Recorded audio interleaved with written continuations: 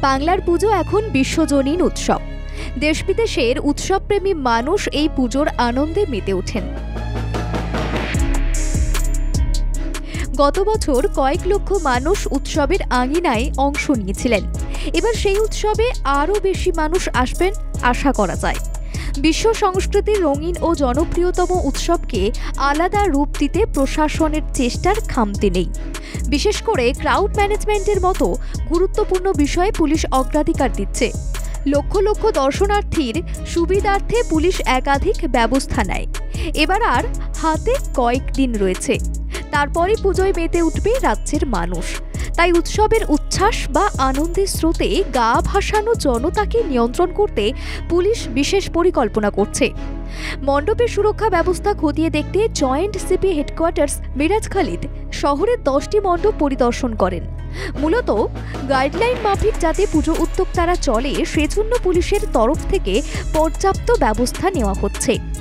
পূজাতে আমরা যাই, ওখানে আমরা স্ক্রিন করে দেখি কোথায় এক্সিট এন্ট্রি আছে, যদি যে আমাদের গাইডলাইন যাদের নির্দেশিকা তাদেরকে মেনে এটা করা হয়েছে কেউ হয় না, তারপরে ইনস্ট্রাকশন হয়ে কন্ডাকশন দিতে হয় তোমরা দিয়ে, তো সেভাবে আজকে ইন্সপেকশন হচ্ছে। তো যদি কিছু আর মডিফাই করতে হয় সেটা আমরা বলে দেবো পূজা পান্ডালদেরকে, কেউ সুস্থভাবে পূজা করা থেকে যদি মডিফিকেশন কিছু করতে হয় তো করে দেবে। মিরাজ খালিদের সঙ্গে ছিলেন ডিসি সাউথ প্রিয়ব্রত রায়।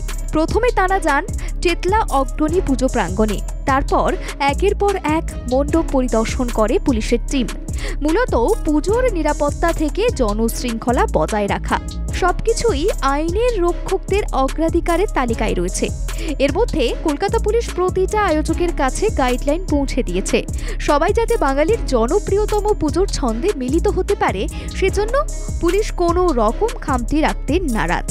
এদিকে সোমবার থেকে কলকাতার বড় পুজো প্যান্ডেলে ইন্সপেকশন করতে চায় দমকল বিভাগ। ডিজির নেতৃত্বে বেশ কয়েকটি ক্যাম্প করা হবে মানুষকে সচেতন করার জন্য। দমকল মন্ত্রী সুজিত বসু জানিয়েছেন 96টি অতিরিক্ত ফায়ার স্টেশন থাকবে কলকাতা সহ বিভিন্ন জেলায়। ছোট ব্যবসায়ীদের জন্য নিজেরাই এনওসি দিতে পারবে। টোটাল 96টা আমরা টেম্পোরারি ফায়ার স্টেশন অ্যাডিশনাল আমরা করছি।